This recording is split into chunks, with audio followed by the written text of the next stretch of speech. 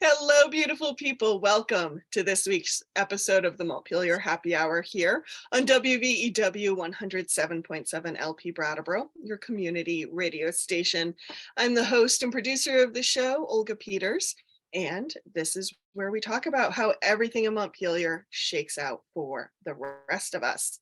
And streaming in person from Montpelier, Representative Emily Kornheiser, one of three reps from the town of Brattleboro. Hello, Emily. Good morning, Olga. Nice to see you. Good to see you too. And thank you, Amy Schollenberger, for joining us. For those who don't know Amy, she's the founder of Action Circles, which is a political strategy firm in Montpelier, and works with many clients who have budget concerns, which is what we will be talking about today. So Emily, thank you. Amy, thank you for joining today's show. Thanks for having me. I'm glad to be here. So folks, I am so glad Emily and Amy are here because I had one of my curiosity moments while the governor was giving his budget address last month, thinking about the budget and how it's built and all the needs people have in Vermont. And then thinking back to, I think it was about 2012, there was the People's Budget movement. And there was actually some language put in statute about how the budget should be built. And I was thinking about all of that and wondering what happened to quote unquote the people's budget. And are we actually creating a people's budget and what that would look like? So thank you, Amy and Emily. And they're going to indulge me briefly because I'm going to quickly read from Vermont statute about like how the budget is supposed to be built and some of the things that should be considered when the lawmakers are building the budget. So this is Title 32 in Vermont statutes, taxation and finance. The state budget, consistent with the Vermont's constitution, should be instituted for the common benefit, protection, and security of the people, nation, or community. The state budget should be designed to address the needs of the people of Vermont in a way that advances human dignity and equity, and in a manner that supports the population level outcomes set forth in statute. Spending and revenue policies will seek to promote economic well-being among the people of Vermont and foster a vibrant economy.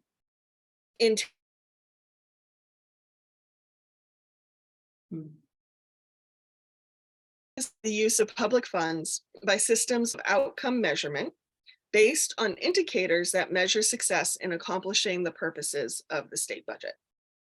Spending and revenue policies will reflect the public policy goals established in state law and recognize every person's need for health, housing, dignified work, education, food, social security, and a healthy environment. As consistent with state law and in conjunction with the federal government, the budget will reflect support for economic development, public safety, transportation, and other infrastructure needs. Revenue measures shall also be based on the principles of sustainability and stability. The administration shall develop budget and revenue proposals as part of a transparent and accountable process. And this I found interesting, with direct and meaningful participation from Vermont residents. Whew. So there you have statute. Thank you for listening to me read. I felt a little bit like I was back in elementary school. But Amy, Emily, who wants to go first? Like, when you hear that, the words I just read, does that feel how the budget process goes? Does that feel how we're making our budgets? Are we taking people into consideration? Well, I'll just say I love that you read that. I've been reading it a lot lately to help my clients figure out how to talk to legislators about their budget requests and the needs of the people that they serve. And that language is really helpful to say, you know, this is a commitment the state has made, and it's actually the law. And, you know, this is how we're proposing that you support these commitments. I will say that it's not 100% how the budget is produced. And I don't think it's anyone's fault. I want to be clear about that. I think the systems and structures that have been in place for years, and also a real mindset of scarcity that built up, especially in my time during the 2008 recession, recovery from that recession, really limits people's ability to think about needs first and then revenue.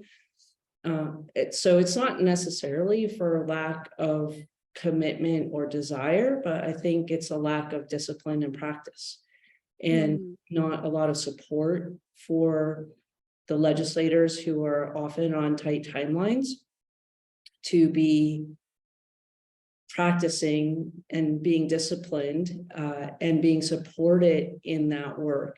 And so I think a lot of times what I tell my clients is that's our job.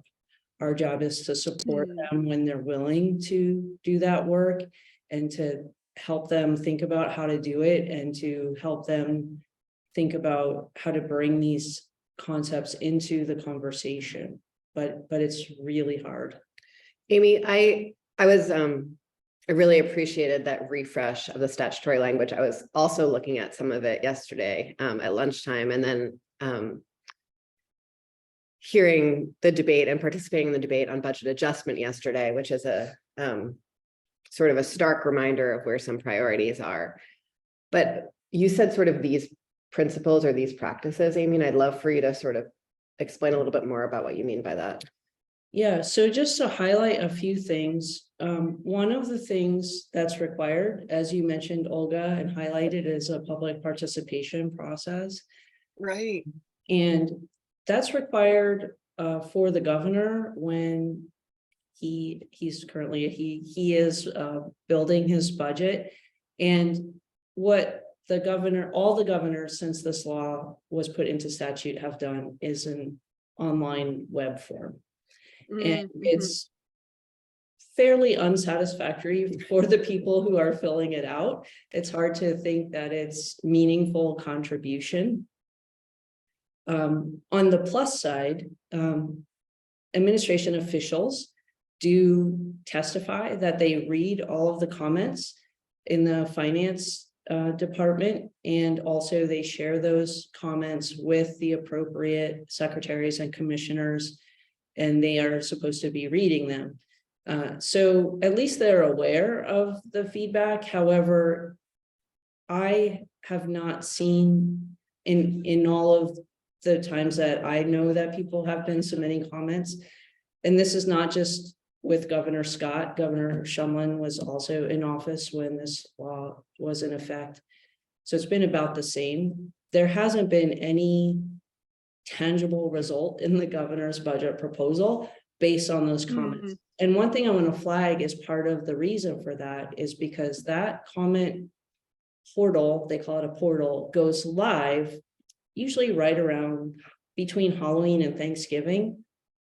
And the administration has already been doing boatloads of work on the budget by the time that portal goes live. And so, oh wow, even if they wanted to incorporate the comments that are coming in, it's pretty late in the process for that, especially in an election year, especially if there's a new governor, it will be even later, because by the time they get their office up and running and their administration even picked, it's a very crunch time. So that part is really not super useful. The appropriations committees also do public hearings on the budget where people get between 2 and 3 minutes to offer comments. That also usually happens the week that the House Appropriations Committee is almost done with their budgets, usually like the week before they wrap it up. So it's also not really impactful, other than maybe it might be validating if they're already thinking about putting a request in that's not in the governor's budget. And we've talked on the show. Thank you. We've talked on the show so much about like which point in the participation timeline is actually meaningful, right? Like even when we've talked about Right. a meeting or a select board meeting, it's the structuring of the agenda when participation is meaningful. And once the decisions are set, people are just weighing in on yes or no at that point, or like nibbling around the edges. That's not participation, that's commentary, right? Right. And one thing I'll highlight is our strategy for getting money in the budget, which we've actually been fairly successful at with our clients, is do all the things, right? So we suggest to our clients that they do submit comments on the governor's budget. They do show up for the public hearings. They do talk to the committees and get in their budget memos. They do talk to each appropriations committee member. And that's because my experience with the budget process is it's last man standing. So Interesting. they have this thing called the request list. They write down everything they hear. Like the appropriations committees are very open to hearing requests. That's been true historically for the past, at least the past 5 chairs of House appropriations. There's only been 1 chair of Senate appropriations the whole time. But she also keeps a request list and they make sure they have everybody's request. And then they just keep checking, like, does it show up in the public hearing? Does it show up in the committee memo? Does it show up? And so they're crossing things off that don't show up. And if you're still on the request list, when they get to the last bit where they find out how much money they have left, you have a chance. And that, that's, in my opinion, a pretty brutal way to build a people's budget. Yeah, that is brutal. It's once, I'm always amazed at the number of processes in our policy building process that are kind of like King of the Hill or King of the Mountain. I don't know if you ever played that game as a kid. I did. Where you'd climb to the top of the snow pile and then push everyone off to see who could stay at the top of the snow pile. I would watch other people playing and like hang out with my like hopscotch in the corner. We actually played on a sliding board, and that's how I broke my arm as a kid. No. See, it's a brutal people game. are not falling off. Well, I did fall off. Okay. They dragged me with them. And for radio listeners, I just want to, and podcast listeners, I just want to let folks know that Amy and I are actually in the same room with Olga in a different room. And so I think that might sort of change the sound dynamics for regular listeners, and just want to let you know that that was the visual of what you're hearing on the audio. You know, this participation idea, the idea that like we are existing and trying to govern in complex systems, right? Where certain decisions we make will have knock-on effects out into the universe and into the other systems. But we're creating budgets with recommendations from siloed committees on a single list, not looking at the interactive effects between those items. You know, even yesterday, in the budget adjustment debate, the appropriations committee had put forward a budget adjustment that put significant money into continuing to fund emergency housing and the motel programs through the spring, as well as significant money for VHCB to be building permanent and transitional housing. And there was sort of a debate about like, well, shouldn't we just put all the money into permanent housing? From the Republican debate is sort of I think debate might be too generous a term for what happened yesterday, but I'm going to call it a debate. Should we put more money into, should it all go into emergency housing? What are sort of the causes and correlations between some of the challenges that communities have experienced as near the motels? And like, is it to be blamed on the motels? Is it to be blamed on the poor people? Is it just like all homelessness creates crime? I mean, it was really like a fairly gnarly conversation to not blow my top at. But what it pointed to for me is that like, we're not very practiced at talking about complex systems and their interactions. Or from hearing from those folks who are like most impacted in a dynamic way. Like we might hear from a police chief, but are we having a police chief have a conversation at the same table with a person experiencing homelessness and a person providing services all together in order to create those budget conversations? And Amy, I can't figure out how we would. Like, I think of myself as a person with a very active imagination. And maybe I like, even in my 4 years, I've just like been sitting in these weird little square rooms with the rectangular tables too long, but Yeah, I have trouble imagining a participatory budgeting process. well, I think. Amy, can I jump in quickly? Sorry, I just, one clarifying question for Emily before we go on. When you're talking about the budget adjustment, are Mhm. you talking about a current budget or what the governor put forward Oh, for his budget? Just to clarify that, please. sorry, technical, legislative, jargon alert, explanation. So, budget adjustment is something that happens right at the very beginning of every legislative session. So we are halfway through the fiscal year, right, in January. We get a new revenue update. I think last week, we talked about the e-board meeting, or the week before that. So we get a new revenue update. We find out how much revenue we have that we didn't think we were going to have in this current year that we are all living in, not a future year, this year. And we hear from all of the departments and all the programs about have they actually been able to spend the money that they spent. And so it's a mid-year true up. Like, is there money that's not being spent that needs to be moved somewhere else? Is there money that like someone needs to be encouraged to spend a little bit faster? And is there money we didn't know we had that we could spend?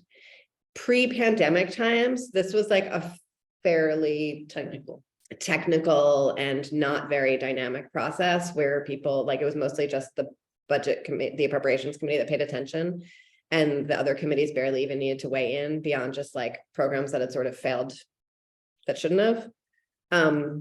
Or But sometimes it was more people showed up for help than they expected, and Yeah. we needed to move some money into a Mhm. different pot.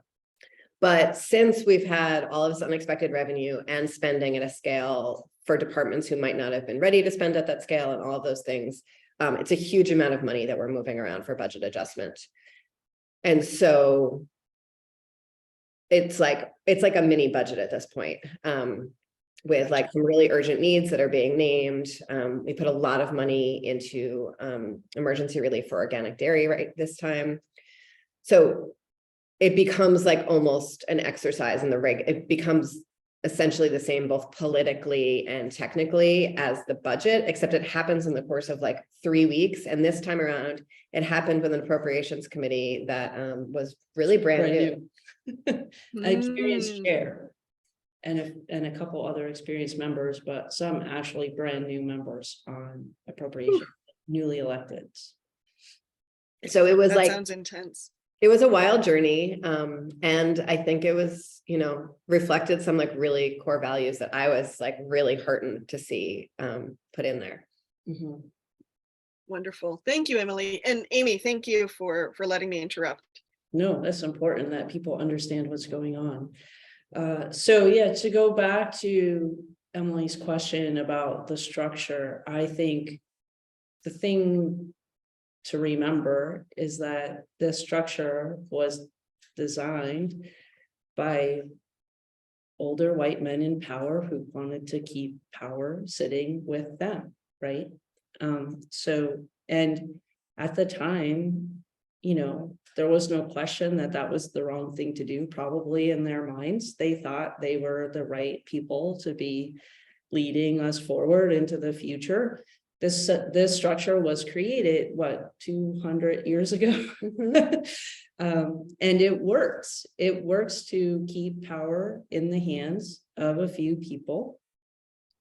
However, one thing that I love about the rules of how the committees work in the State House is there's always a way, without breaking the rules, to shift the power in the room.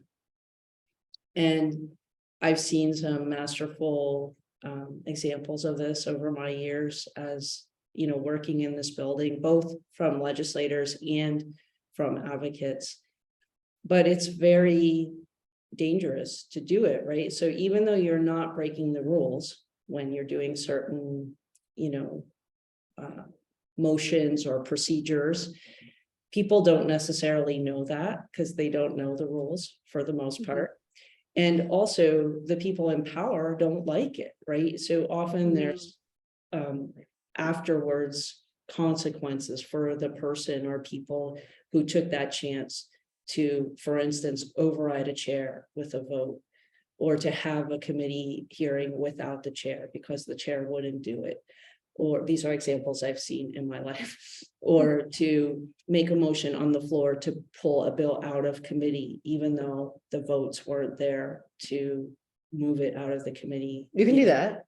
You can. I didn't know that one. Or to send it Ooh, back to committee if it's on the floor, to move it back to the committee, or to lay it on the table indefinitely, or to take it off the table if it's sitting on the table.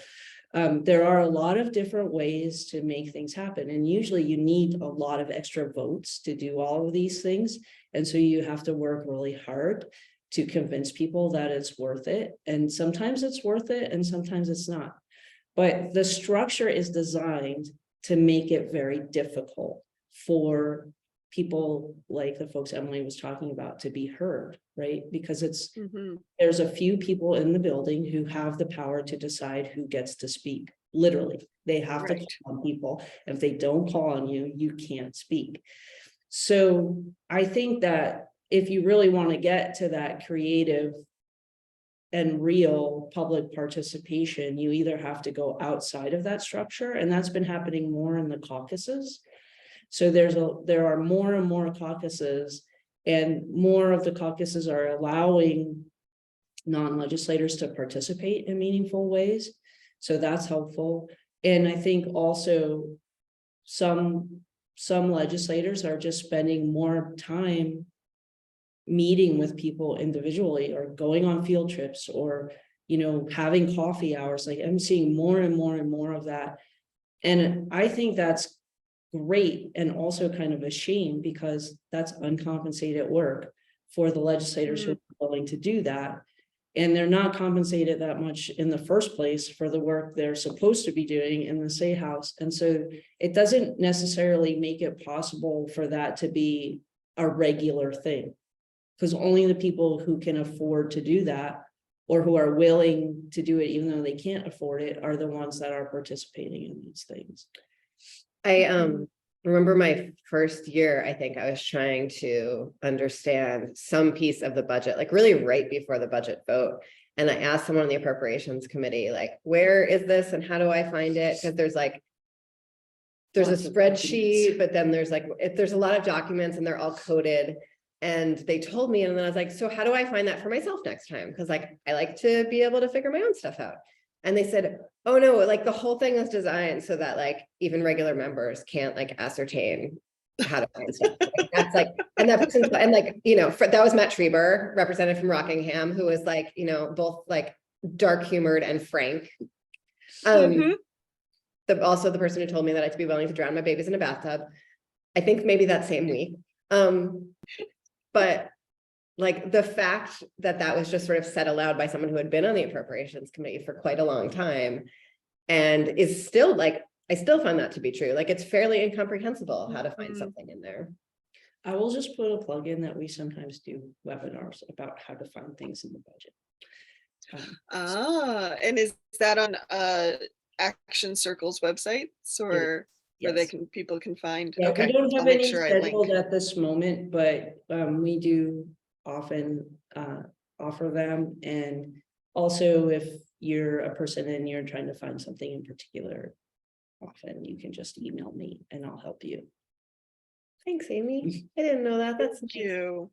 And then the other piece sort of that, to build on what you said, Amy, I was talking to one of your colleagues yesterday about participation and letting Vermonters know about what we were doing, and just how we even talk about the budget and revenue in a way that was meaningful to anyone outside of this building.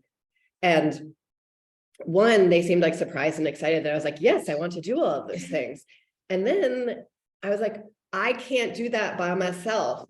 I can't write, I already spend my whole weekend catching up on emails and writing things so that they sound reasonable to normal people. But I think a huge number of my colleagues would be willing to sort of spread that information, to start talking about things in a way that was accessible, if we had the human capacity to do that. And so we don't have communication staff, we don't have political staff. And so the governor is like constant, and like, you know, not just the governor, but like a number of people in power are putting forward this constant scarcity narrative related to our budgeting process.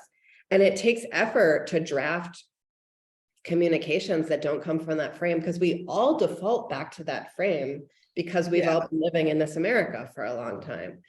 And so to like actually do the work to just even write and share and communicate with constituents from that perspective takes like a certain degree of effort. And so like, even if we just had like more materials floating around the universe for us to talk about things that way, that would make a big difference.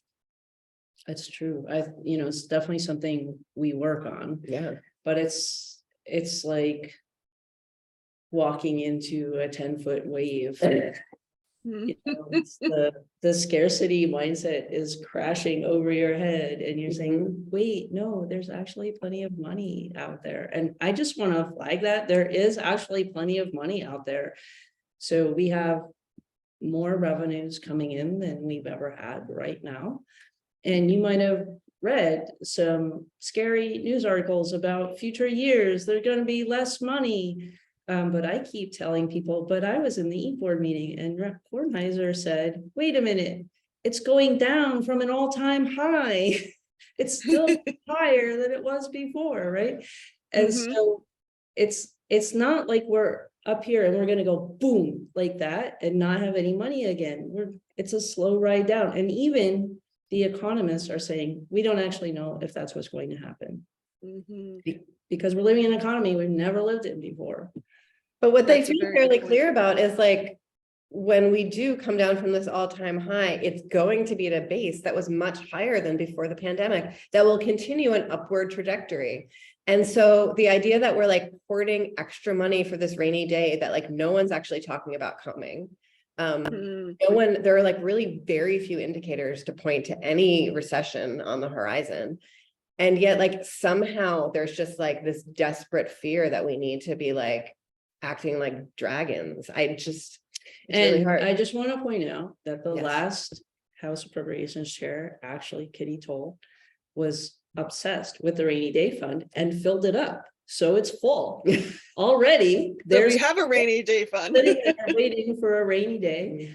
And, I just think there's more likelihood of a rainy day happening if we're not taking care of our people, because that's the crisis that's looming. It's not a lack of money that's looming. What's looming is that so many pieces of our government functions have been underfunded for so many years, and nobody is doing the assessment to see what do we actually need to do to bring our government up to working order. And I'll say, frankly, Amy, I've asked community partners a few times. I've said, so I know that you keep on saying that you need more money. I hear you need more money. I also know you're not meeting your contractual obligations because you can't, because you don't have enough money to do that. Can you tell me how much money you would need to meet your contractual obligations? And they can't give me a number. My clients can. I'm sure they can. That's the exercise we do. And it's like when I ask that question, it's like I'm like blowing up the room, and I'm like, I just need a goal, people. Like, I'm not saying I can like deliver it tomorrow if you tell me, but like, can we even just like imagine what sufficiency would look like? Because it's true, like the crisis that we experienced during the pandemic for individuals was because people had no savings and people didn't have secure homes, and because we didn't have the social infrastructure in place to deal with an emergency. If we, there's so many aspects of even this, like the wildness of the pandemic that would have been so much more stable for people if we had, comprehensive functioning family medical leave and a really robust, resilient childcare system, and like just so many places that were frayed, in the unemployment office, and like functioning IT equipment throughout all of state government. Yes, like, and so yeah, it's true. Like that's the rainy day. The rainy day is that like the duct tape and baling twine that holds the state together just like finally gives out, rather than a rainy day that's about rich people getting slightly less rich. Amy, Emily, thank you. That was such a great thoughts to end this first half of the show on. Unfortunately, we have to hear, not unfortunately, but unfortunately, we have to end the conversation for a moment and then hear from our underwriters on WVEW 107.7 LP Brattleboro, your community radio station. We will be right back.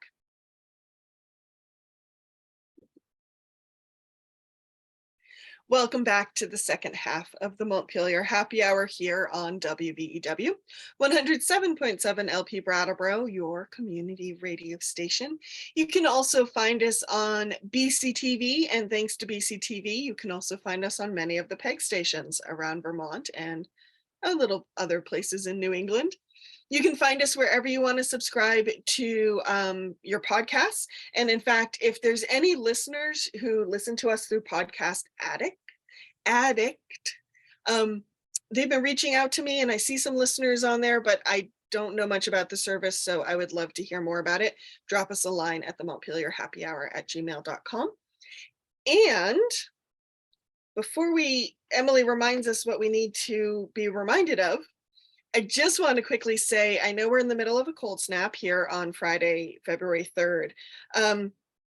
For our listeners in Brattleboro on WVEW, just a reminder, if you need a warming center, the Brattleboro Recreation and Parks on Main Street, so that's the Gibson-Aiken Center, is open. Brooks Library, Groundworks, as well as youth services. You can go there for some reason your house isn't warm enough, or if you should lose power. And then, of course, there's also Vermont211.org, where you can find more resources as well. So stay warm, everybody. Check on your neighbors and bundle up if you have to go outside. Emily, what do we need to remind listeners of? The views and opinions expressed here on the Montpelier Happy Hour are those of the host and the guests, respectively, and not the station, nor the platform, nor their employers, nor friends, just them. Why, thank you. And guest Amy Schollenberger, founder of Action Circles in Montpelier. So glad you are with us. A question for you. We've been talking about budgeting and how we budget to people's needs rather than just budgeting to revenue. And I was curious, does your organization, or do you know of any organizations who has kind of built that, for lack of a better term, people's budget? Looked at the needs out there for housing and food and healthcare and said, this is actually the budget we need if we were to fund government. I don't think anyone has done that comprehensively. I think I'm in a lot of rooms where a lot of conversations are happening, and I think,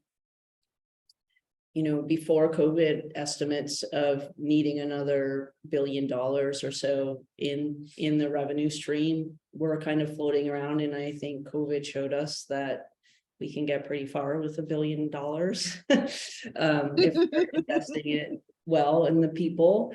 But that would need to be base funding, right? Not one-time funding that is fixing Band-Aids, as Emily was saying earlier. But I do know that we work with our clients. Before the break, we were talking about people who come in and they say, we need more money, but they don't necessarily know how much, and they don't know what that would do for the people that they serve. And that makes it difficult for legislators to know whether they should be funding it or not, right? So, and that's part of the whole structure and system. It's nobody's fault. I just want to keep saying that. If it is somebody's fault, it's like somebody a long time ago's fault. But it's hard to break through that, right? And so what we do with our clients is we walk them through an exercise, which first they have to, in their own nonprofits, break out of the scarcity mindset, because they are also budgeting to revenue, because that's what they have to do, because they only have so much revenue. They have to serve all the people that walk through their door. A lot of times our clients are providing entitlement services, so they can't turn people away. An entitlement means, by law, if you ask for the service, you need to be provided the service, but the state isn't necessarily providing the money for that service. So then, it falls on the back of the people who work at that nonprofit, because their salaries are too low, so they can pay for the services, right? And that it's a vicious doom spiral, as my son would say. So what we do first with our clients is we say, okay, let's build a budget that, if you were paying your staff people competitive wages to provide the services, because we're talking human resources with most of our clients, so they need people to provide those services.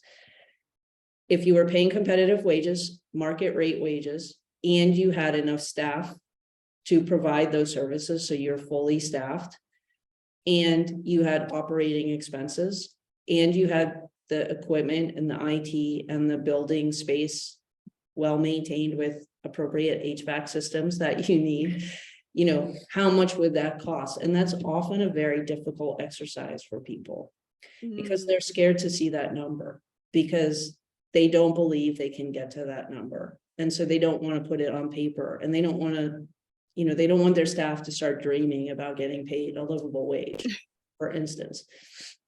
But we do that exercise, and it's just a spreadsheet, people filling in numbers, and real numbers. We make them actually show us, like, how did you come up with this number?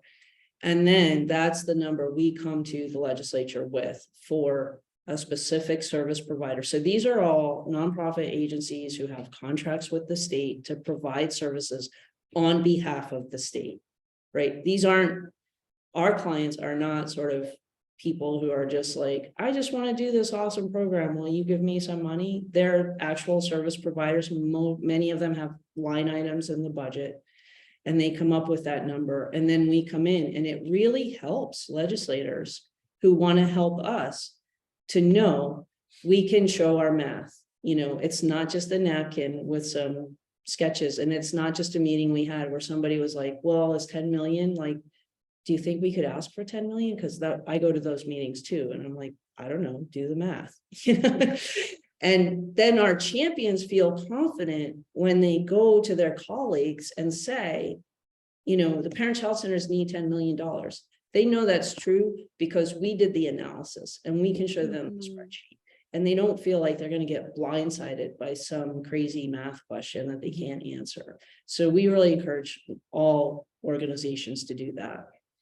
And so we have, this huge proportion of our state services are provided by contracted partners in that way. I think calling it a partner is like really misunderstanding of power dynamics, but that's what we call them. Yes. And but then we have sort of, genuine state government with folks who work directly for the state. And in those situations, trying to ask those questions is even harder because folks in the administration are actually prohibited from answering my direct question about how many resources do you need. And so, whoa. Is this a Scott administration or an administration rule in general? In general, people who work for the administration work for the governor, so they have to follow the governor's position, whatever it is. And so, just yesterday, That's great for conversation. Yes. So, yesterday we were, had a committee meeting. We were talking about how a bunch of different things worked, but sort of in the process of that, someone asked about some delays in processing times, and the administrator there said, yes, with the increased need, we haven't been able to meet our goals. And I said, do you need more staff to do your work with? Which was like clearly what they had just said. I was just sort of repeating it. And they said, well, no, we need more capacity. And I was like, oh, what kind of capacity is that? And they said, well, we just need to do things. Sounds like, smells like, tastes like. Yeah. And, sure, maybe like 20 years ago, more capacity might mean getting a little bit more efficient, but like we are so far, like we have scraped the efficiency marrow out of every piece of like the government skeleton. Like there is no more efficiency to be gained at this point. We are losing efficiency because of how few staff are doing the work. But we can't, as a legislator who's deeply interested in like fully funding government services, without partners in the administration, I am really at a total loss of how to do that beyond just sort of like raising money with a clear understanding that the more money I raise, the more it will be spent on something good because I trust the appropriations committee to do that. And I think without like a really comprehensive budget participatory budgeting process, I'm sure we're leaving a lot of people out of the process who don't know how to find Amy, or don't know how to hire Amy, or don't know, have a legislator who like really knows how to work the system. And when we have these budget hearings, I have like a cute little graphic that I can like post up on Instagram about the hearings. Like, I know that if I was me a decade ago, I would have just scrolled on past that. I wouldn't have like, showed up to tell my welfare story. Like, it's not really a safe space. No. For a lot of people. And it's recorded. Mhm. So that's something that we're, it's something I think about a lot, is how to make that space safer for people. And we do a lot of things like prepping people, telling them what it's going to look like when they get there. Sometimes we'll have people go sit next to them, which is not really allowed, but we'll do it anyway. Sometimes we'll talk to the chair if there's a special need or something, but that's like one-on-one advocacy, right? And it's not something where the structure is set up to welcome people in.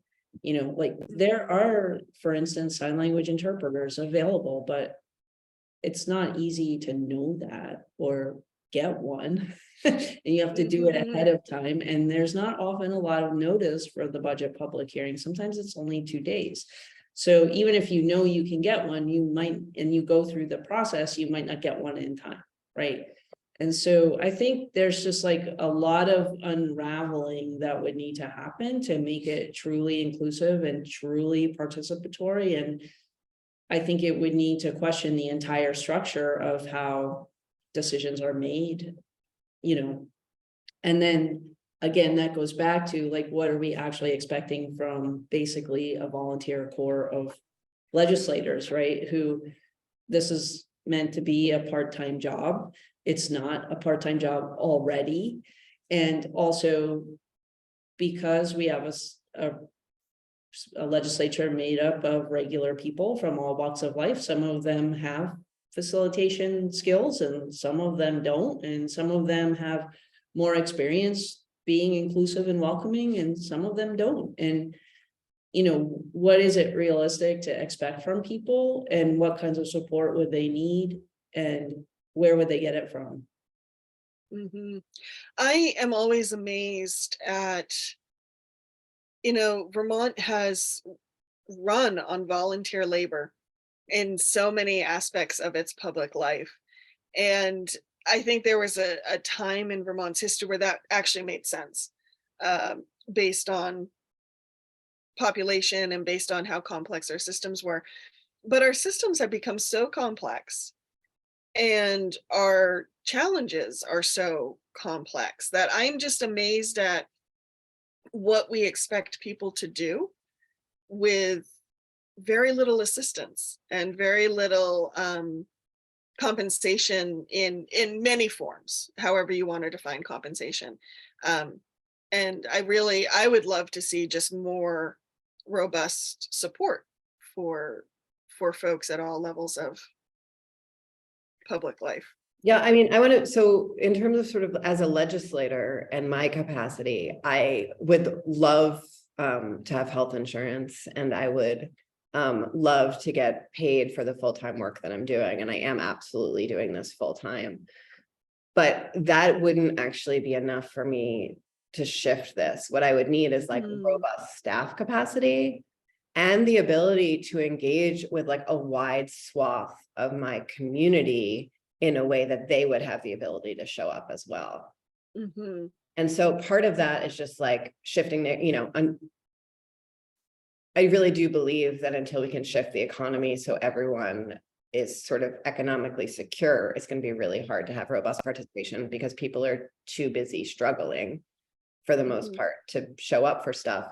But it's also like, making sure that people are compensated for their participation time at whatever level and supported in it. Like I have a friend from Brattleboro who came up in an absolutely like salaried professional capacity to testify this week. And she'd never come up before. And we spent like a long time on the phone, me talking her through like what it would look like to walk in the building. I met her at the front door. I showed her to the committee room. I showed her where the code, and she's like a fully you know, comfortable middle-class professional who's like been in a million meeting rooms in her life, and she still was incredibly intimidated by the process. She also now is like absolutely hopelessly in love and like maybe will run for office and like thought it was but like there's velvet chairs and these like terrifying old men in portraits hanging on the wall, and like until you have someone showing you that it's just another place, it's really hard for it to feel that way. Lots of closed doors. A lot of closed doors, and all of them can be opened. Like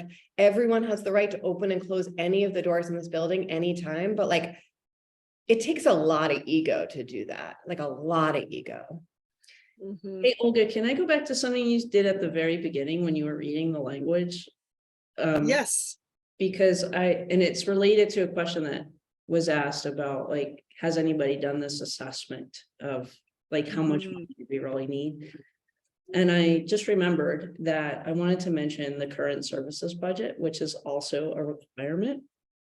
So the governor, when he submits his budget to the legislature, is also meant to submit what's called a current services budget. And what that looks like now is basically a one-page spreadsheet in very tiny type in the executive budget book, which is like a little cute bound book. It's like a summary of the budget. It's basically like his speech, you know, and that current services budget in its current form, not just Governor Scott, Governor Shumlin also did this, is basically like, here's what it would look like if we level fund everything, which we can all see on our own. We don't need that little tiny spreadsheet. But what it was meant to be when the People's Budget campaign was running, the current services budget was meant to be, what would it cost to provide all of the services that are in state statute, which the state has committed to providing to the people of Vermont, if all of the people in Vermont who needed those services access those services. That's what the current services budget is supposed to be, and it's never been done, and it's in statute. Just saying. Interesting. The second thing I wanted to point out is also in the language that you read, the governor is supposed to present with his budget a revenue package. Indeed, indeed he is. And in all my years here, I think I've only ever seen one. And it was very like specific to a proposal. But that's not happening either. And you know, I don't want to be extreme and say like the governor's breaking the law, but his no new taxes, it's not just him, it's been previous governors. I don't need to be focusing on any particular governor, but when a governor says no new taxes, when they submit the budget, they are violating the statute that says they are meant to propose a revenue package with the budget to fund what they're saying the people of Vermont need, per all that wonderful language that you read, right? That is not happening. And even if that one piece happened, things would change dramatically. I'm always amazed at how much we get done when we don't actually have any information to inform what we're doing. It's remarkable. Do we know why these things aren't happening? I mean, to be fair, like, does the governor have the staff to make this happen? Do we know why this isn't happening, basically? So what the administration says is that we don't need any new revenue in order to provide the services that we need to provide. Okay. And I've asked the question publicly and gotten that answer publicly. Then in fact, we can provide the services that we need to provide and cut taxes. I think anyone who's like existed in any interaction with government knows that to not be true. And so that's sort of the scenario. It's also, we have no accountability arm built into our legislative process. And so there are violations of statute all over the place. It's like, this is like one sort of extreme version that I think is also very helpful in the context of this conversation. But there are lots of places that statute is violated and we don't call anyone to account. And sometimes it is because of a lack of staffing, and sometimes it's because of intentional malfeasance, and sometimes it's because of political gamesmanship, right? So there's sort of a subset of that revenue requirement is that a fee bill is supposed to be produced every 2 years by the administration. And that wasn't happening. And so last year we actually put in the budget more details about that requirement that was already in statute, about sort of a detailed fee report that we wanted. And then we got that fee report, and it's still not detailed enough to act on. Interesting. And we're not even asking for a request. We're just asking for, like, what are all the fees? And when was the last time they updated, and do they cover, because fees are very specific in that they're supposed to cover the thing that they are paying for, basically. Right. And are they covering the costs of that fund? And it is not detailed enough to actually do a fee bill still, even though we put in statute that we needed this. And can I just talk about taxes? Sure. Yes. So there's this refrain about taxes are too high, no new taxes, let's not raise taxes. And I just want to say that what taxes are is all of us collectively putting money into the pot, and then that's our money, and that's the state budget, right? So we're all putting our money in there. And then whatever is the state budget, that's the money coming out of the pot, right? It's not the only money in the pot, but it's basically the money in the pot that's in the general fund, right? And when people have this idea that, like, I don't want my taxes to go up, first of all, if taxes went up, it wouldn't necessarily be for everyone, or it wouldn't necessarily be the same amount for everyone. Like, Probably wouldn't be. there's a ton of tax capacity at the very high end of the income stream, right? Or the wealth stream. And there's less tax capacity at the very low end of that, right? But right now, the low end, I mean, we're pretty good in Vermont, but the low end people need the services, and the high end people could help a little bit more with that. And it would be better for everyone. But if we have this narrative that, like, taxes are bad, and, you know, nobody should ever have to pay more taxes, it's not useful. It's kind of like saying in your family, you know, like, don't put your paycheck in our checking account, because I don't want to use that money to pay our bills, right? That's kind of the mentality, right? And it doesn't make any sense. And also in your family, if you had a real need and you couldn't afford it, like, I know in my family, we say, like, how can we get some more money? And we are creative about that. We don't automatically think, well, we're going to stop feeding our youngest child, right? Cutting the budget, right? We think, can we get another job? Can we sell our canoe? Can we do some lawn work for a neighbor, you know? And that's kind of what raising taxes is like bringing more money into the pot for all of us. Just want to say that. I just fell in love with you, Amy. We have just 5 minutes in the rest of this section.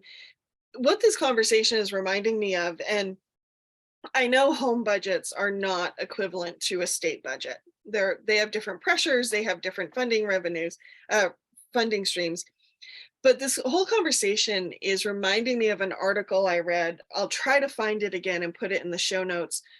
I can't remember who published it, but it was looking at every state and using the benchmark of, okay, if someone was spending 50% of their income on necessities, housing, healthcare, transportation, you know, necessities, 30% on discretionary things, and then putting 20% into savings, what would every state's minimum wage need to be, or what would people need to earn to do this 50, 30, 20?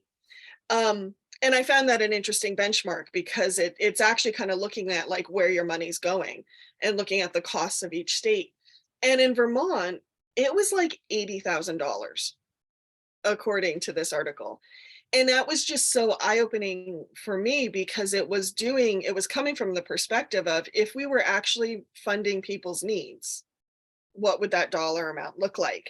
And I suspect a lot of people in Vermont are not up in wages around 80,000.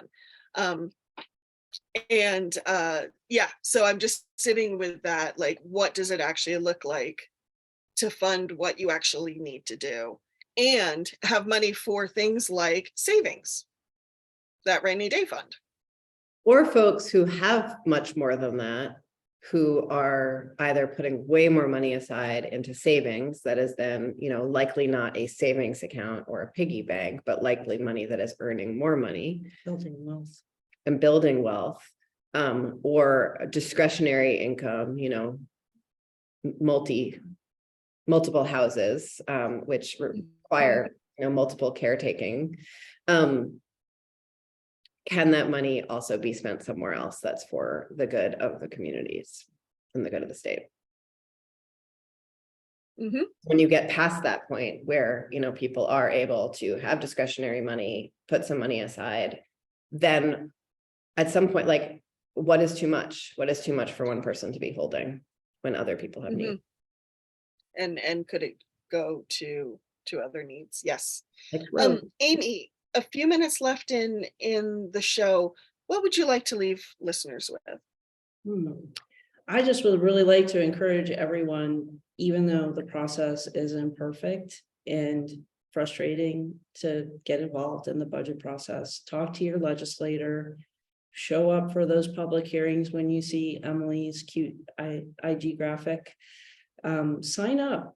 Say what you think, even if you're not really sure, even if it feels kind of weird, you can read your testimony. You don't have to do it from memory. But the more of us that get involved, the more likely it is that the system can change. And so it's kind of like a chicken and egg. If we're afraid to get involved because it's too unwelcoming, it's not likely to get more welcoming. But if some of us who can manage that can come in and use our power that we have to break the door open and start making suggestions, then maybe some other people who are less comfortable can also join in eventually. Thank you. Emily, what do you want to leave listeners with? I think Amy said it. Just like, wonderful. I think that junior high math was really, really terrifying for a lot of people. And I don't want that to keep folks from talking about their values.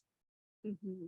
And that's what budgets are. That's what taxes are. It is absolutely a way that we realize our values and our needs, and we can talk about it that way. We don't need to talk about it with algebra.